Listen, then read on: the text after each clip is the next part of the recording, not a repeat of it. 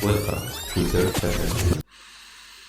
كلنا بيتقال لنا ان الثانويه العامه هي سنه زي اي سنه، ما تضغطش نفسك، اعمل اللي عليك عشان ترتاح بقية عمرك. طب ليه بيبقى في ضغط؟ ليه ما بعرفش انظم وقتي ودنيتي؟ ليه بحس بالخمول؟ ليه باوفر ثينك كتير؟ ليه الموضوع ممكن يكون واخد اكبر من حجمه؟ اوكي، بدايه شيقه جدا. انا سينيور 2024 والحمد لله دلوقتي داخل الجامعه. وقبل ما ابدا اقول لك اي حاجه، لازم تعرف ان كل واحد في الدنيا دي طريقه مختلف، رزقه مختلف، وتجربته مختلفه. واي حد هيجي ينصحك هينصحك من خلال تجربته، وليس شرط واجب ان اللي حصل معاه يحصل معاك. ممكن طبعا حاجات تلمس معاك، فاسمح لي احكي لك تجربتي.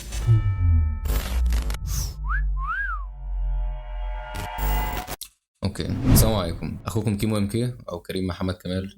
اهلا وسهلا. زي ما قلت لك انا كنت ازهر، وما ادراك ما الازهر. اولا كده بسم الله الرحمن الرحيم، 17 ماده حفظ القران كامل لو عايز تخش تقفل يعني، وعلم رياضه وعلمك علوم، وبص اللي نفسك فيها. ولو بتسال ليه عملت في نفسك كده، ده لان دينك اهم حاجه في حياتك. لكن مش موضوعنا النهارده. انا جاي اكلمك عن الاربع مشاكل اللي واجهتني في الثانويه العامه. واول مشكله فيهم هي الاوفر ثينكينج. الاوفر ثينكينج ليه انواع كتير، لكن عندي انا ككريم هو بيبقى على حسب المود. فلو نفترض ان مثلا عرفت احل الواجب بتاعي فهبقى مبسوط. طب لو في ماده مثلا مش فاهمها، عينك ما تشوف الا النور. كميه الافكار اللي ملهاش اي علاقه بالمنطق ولا بالواقع فعلا بتضيع عليك كتير. قبل ما اقول لك على حل، يعني لازم تعرف حاجتين. اولا دماغك مش بوابه السكيورتي تقول ايه الافكار اللي تخش وما تخش. الافكار كده كده هتجيلك، وعلى حسب وعيك او سنك او مودك زي حالاتي كده، على حسب رده فعلك تجاه الافكار دي. كتير جدا تبص على عمرك اللي راح وتقول ياه ده انا كنت زعلان من حاجه تستاهلش والله، وده لان وعيك زاد وعرفت ان كان في حاجات كتير كنت يعني مديلها اكبر من حجمها. ثانيا لازم تعرف ان الاوفر ثينكينج ده طبيعي وعندنا كلنا. هو بيبقى درجات على حسب كل واحد، لكن الموضوع مش الدرجه اللي تخليك مريض، فاهم؟ فتقبله. والاوفر ثينكينج ده بقى عديته بحاجتين، وخلي بالك انا قلت لك عديته يعني مش خلصت منه. اول حاجه هي انك تبطل تربط مستقبلك ورزقك بالنتيجه، لان ده شرك. نتيجه الثانويه العامه مش بتحدد شغل، ومش بتحدد جوازك، ومش بتحدد راحتك في الدنيا. مش اي حد بيتخرج بيلاقي شغل، مش اي حد بيشتغل بيرتاح، مش اي حد ربنا بيبارك له. اخدت بالك من الايه اللي بتقول والله يرزق ما يشاء بغير حساب؟ يعني ما تسالش ده ليه اخد وده ما اخدش، ربنا اللي بيفهم مش احنا. قد تكون الثانويه العامه يعني ربنا بسببها كاتب لك رزق كبير. طب لو انت يعني مرمطت نفسك وما تلاقيش ليك فيها نصيب، يبقى نصيبك في حاجه تانية احسن ليك. طب انت هتعرف دلوقتي نصيبك من الثانويه ازاي؟ الكلمه الشهيره جدا، اعمل اللي عليك. يا راجل لا يكلف الله نفسا الا وسعها. ربنا حطك في الطريق ده، يبقى اعمله فسيرى الله عملكم. ابذل كل مجهودك، يعني ما تسيبش لنفسك فرصه قدام تقول ايه ياه ده انا كان في ايدي اعمل وما عملتش.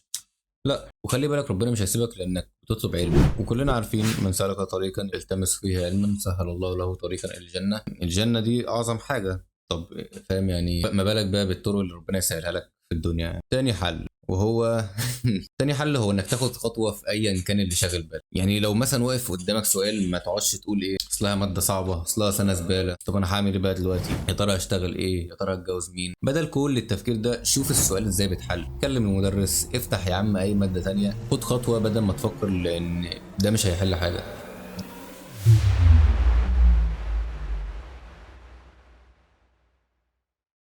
طب سؤال، لو تفكيرك على حاجة يعني مالكش ايد فيها، يعني مفيش خطوة تقدر تاخدها، فاهم؟ يبقى فوض أمرك لرب الكون.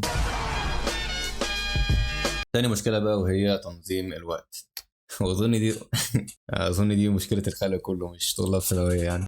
تنظيم الوقت بالنسبه لي هو ليه ثلاث اساليب: اسلوب سريع، واسلوب عادي، واسلوب يعني طويل ومحتاج مجهود. الاسلوب السريع انك تجيب ورقه وقلم وتعمل تو دو ليست للحاجات اللي لازم تخلص النهارده، ويبقى افضل لو حطيت جنب كل مهام وقتها لو انت بتعرف تحدده يعني. كان في حركه جميله جدا كنت بعملها، وهي بص في اول يومك كده خد نيه كل الحاجات اللي انت ممكن تعملها النهارده، فاهم؟ يعني انت انا نويت مثلا اروح النهارده المدرسه، وبعدين نويت مثلا ان انا اروح اصلي بعدها الظهر، وبعدها الدرس، وبعدها مش عارف ايه. فاهم الحوار ده؟ مش بس يعني ايه موضوع الثواب وكده، ده بيخليك واعي بيومك اكتر. يعني انت عرفت هتعمل ايه النهارده، فاهم؟ بدل ما تقول بقى لما ارجع من المدرسه نبقى نشوف ربنا يسهلها، لا انت تمشي يومك، مش يومك اللي ماشي. والاسلوب التاني هو نظام 8 8 8 8 نوم و8 شغل و8 لنفسك. طبعا في حاله بقى ثانويه عامه يعني ايه 8 نوم او 6 و12 فاهم مذاكره، واربعه مثلا ايه صلاه واكل وشرب وفاهم ورايح وجاي، و10 دقايق لنفسك، فاهم؟ طبعا كل ما تقرب الامتحان كل ما وقتك لنفسك هيقل، يعني دي حاجه طبيعيه.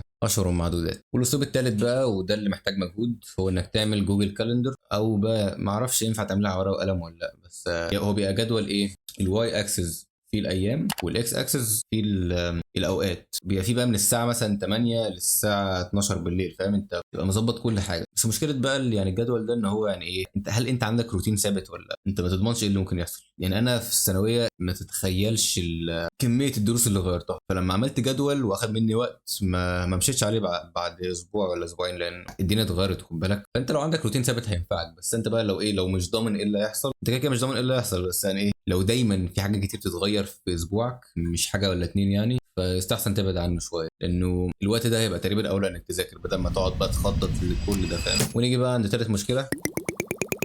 تالت مشكلة هي ظلمك لنفسك. نفسك بتحتاج ترتاح وبتحتاج مكافأة لمجهودها، ومشكلة طلاب كتير يعني أنا كنت واحد منهم، إني وقفت كل الأكتيفيتيز اللي في حياتي، فاهم؟ على أساس إن أنا إيه، هركز. هتيجي تقول لي ما هو ده اللي لازم يحصل يا كيمو، ده هي سنة في العمر. أقول لك عشان تعمل أي حاجة بشكل متقن ويعني تستفيد منه، لازم يكون في مكافأة أو عقاب. مثلا أنت بتذاكر عشان تنجح، دي مكافأة، او بتذاكر عشان تسقط. لحظه، ازاي تذاكر عشان تسقط؟ يعني انت صحي ولا صح؟ الشغل بيديك مرتب، ده مكافأة. لو تلاحظ بقى الثانوية العامة مكافأتها بعيدة ومش واضحة، يعني زي ما احنا قلنا قبل كده، انت ما تعرفش نصيبك فين، فاهم؟ فانا لما وقفت بقى كل حاجة، كنت بروح جيم وكنت بنزل فيديوهات زي ما انا بنزل دلوقتي، وكنت بجري التراك، وكنت بعمل حاجات كتير جدا، فاهم؟ ايه، بتجدد طاقتي، فاهم؟ بتخليني فعلا ايه، عندي طاقة اذاكر واشتغل. لما وقفت بقى كل الحاجات دي، بقيت بصحى انا عارف ان مفيش حاجة، فاهم؟ انا بحبها اعملها في يومي وخلاص، فاهم؟ افطر انام، اتغدى اروح انام، اتعشى اروح انام، برضه اصلي اروح انام. انا عارف ان اصحى مش يعني مفيش حاجه حابب اعملها، ما ينفعش يومك كله يبقى ترفيه،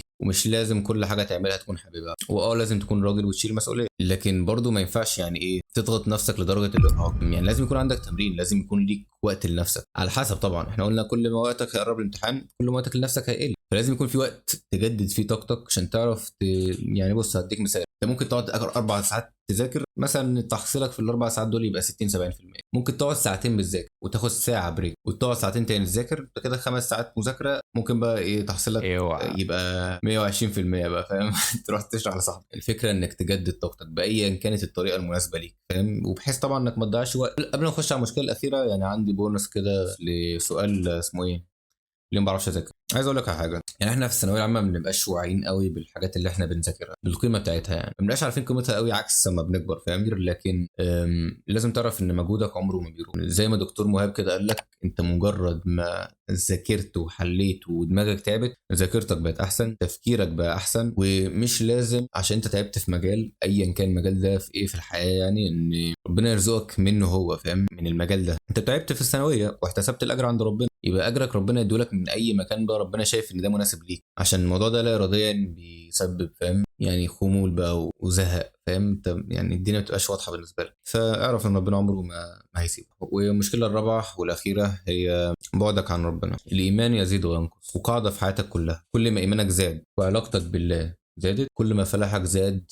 دنيا واخره. فاولا ثق في الله والتزم في الصلوات الخمسه. يعني لو هتكلم عن الصلاه الخمسه اعمل لك فيديو قد ده مرتين ثلاثه. اهم تقريبا مقصد في حياتك الصلاه الخمسه، واذكار الصباح والمساء طبعا ما تتخيلش يعني البركه اللي فيهم، ويحفظك من شر الدنيا مش من الفيزياء. وورد قران يومي، لو هدقق يعني اقرا سوره البقره يوميا، اخذها بركه وتركها حسره. يعني ايه، لو تعرف تقرا البقره كل يوم، فاهم؟ اقراها، انت ما تعرفش يعني ايه حياتك هتتشرب. اقرا فيها شويه كل يوم واخيرا الدعاء، اوعى تتعب او تزهق من الدعاء، لان ده اقوى سلاح عندك.